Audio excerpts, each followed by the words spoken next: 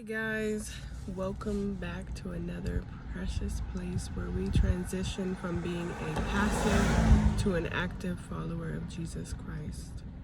In this episode, we are going to speak on lust of the eyes.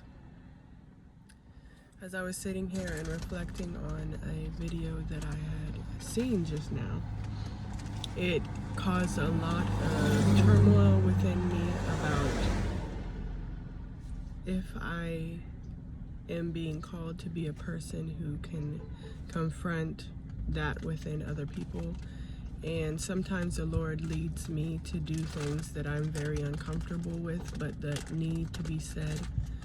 And it applies to me as well, because we are all human and we fall short of the glory of God. And he was speaking on lust, like adultery, fornication, all that kind of stuff outside of marriage, being intimate outside of marriage, and just your eyes. And it really had me thinking about how your eyes are the gateway to your soul. So it's very important for us to protect what we digest through our eyes. And this world is set up to make us fall short of the glory of God and lust after people. There's people constantly, well, that doesn't matter. They can do what they want. But our job as Christians is to discipline our eyes to understand how we are, our habits. Learn yourself. If you're a person who always goes onto Instagram and you see a whole bunch of women with very curvy bodies and you have a wife at home, I would suggest you delete all of that. The Lord says once you find out that you are doing something that is wrong, when you look onto your Instagram, you look onto your Facebook and you see a woman and it causes you to lust, and you look at it in a way that is not pleasing unto the Lord, then in that moment, you have already been convicted of a sin. So it is up to you to further that and not just ignore it and try to act like it's not going to come back. Your job is to cut it instantly, cut it off. Start unfollowing all of the women that cause you to lust, And that is not an immaturity thing, it's a mature thing to understand where I fall short, where I will start.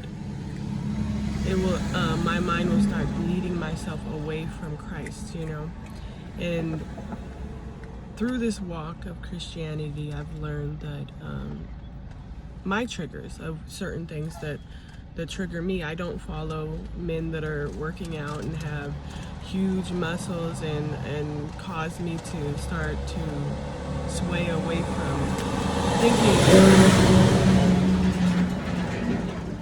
thinking about what matters and focusing on the Lord, So I don't follow that. What is the purpose in me even having those kind of accounts anyways?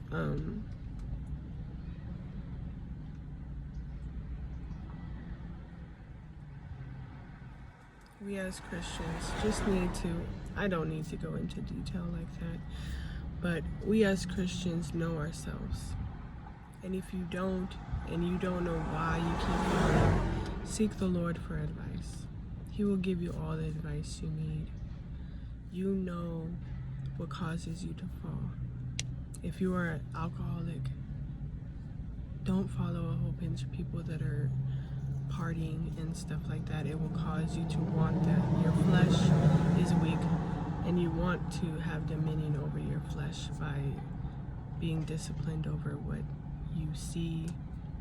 It's just like what we hear, what we eat and digest. Your eyes are very important. Keep them sacred. Keep them focused on the Lord and His will for you.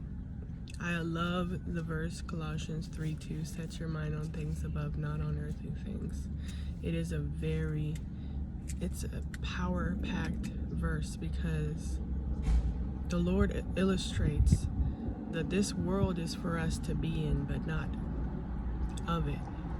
We are to be the light of the world, like the world. You can't shine bright and shine the glory of God onto this earth and bring understanding and love and happiness and joy like the Lord wants if you're constantly focusing on pleasing the world, being like the world, and partaking in the things that the world does. It's our job to discipline our minds, our body, and our spirit to understand. And if you don't have understanding, seek understanding of why the Lord wants you to cut out certain things. Because a lot of times when the Lord asks us to cut things off, we've already known this before, and we're just trying to appease our flesh. And it creates a hidden subconscious sin that we suppress over and over again until eventually we don't see it as that wrong, you know, because we're saying, okay, we do this, I give, I tithe, I do different things. Okay, so what? Every once in a while I fall short. I am human. But as we grow in maturity, as we deepen our relationship with the Lord, as we level up our spirituality and want the Lord to bestow his gifts and his glory upon us, it takes great responsibility with that, and that is disciplining our eyes. If you have a spouse, even if you don't, please start now. That is the best time to start it, so that it is not something that you bring into your marriage and start creating a bitter root within your unity and your covenant between you and God, and making it tainted by lust, by different things. The least that you can bring into your marriage, the better. Trust me, guys. It is a hard thing to gain the trust back from a spouse after you've lost it. And you don't want to do that with something as mediocre as some accounts on Instagram or Facebook or TikTok or whatever it is. It is so easy to walk in the way of the Lord if you just focus on his face and him pleasing him. If we focus on pleasing ourselves, we will sway so fast, and you will be in a dark place before you know it. And we've all been there, and if you're there, I encourage you, you will get out. But it starts with discipline. It starts with knowing yourself, coming to terms with who you are. We are all sinful, so do not think that you are worse than anybody else just because you have a pornography addiction, just because you have an issue with wanting to like a whole bunch of women's videos and dances and partake in all that stuff. We're human, but as you learn it, apply it to real life. Cut it off. Man, it's real. If you do it immediately, you're showing your flesh, you no longer have dominion over me. I have dominion over you. And that's how we should walk as Christians, you know? Leading by the Spirit, not by our flesh, not by emotions, not by our wants, not by being down. Yes, we all have depressed and down times, and it makes you want to go to those things. That's the dangerous part of staying in a constant state of sadness or inability to be content with your environment. It creates depression. You now have a label to it of a constant state of being unhappy with your current situation. So when you come with that, and along with those things that you go to for comfort, so for some people, when they are not feeling loved and comforted, they go to sugar. That was mine. I love to eat a whole bunch of candy and sweets and stuff, so the Lord revealed to me that was a big hindrance to me hearing him and me submitting to him, because it was the biggest thing that blocked me from being in the Spirit. So for each person it's different, and you have to learn your vices that hinder you from hearing him clearly, from being on his level, from putting him first. You know, these are idols. If you make Facebook an idol, you make a pornography an idol, you make lust of your eyes and allowing yourself that pleasure an idol, then you're telling God, this is more important than you.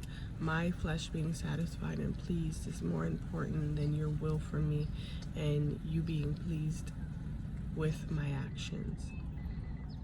And we must be obedient. We must care about what the Lord has for us, because his will is greater than anything that we can ever imagine. You think you have all of this pleasure with what you are hiding from the world. You can't hide from God. He sees your heart.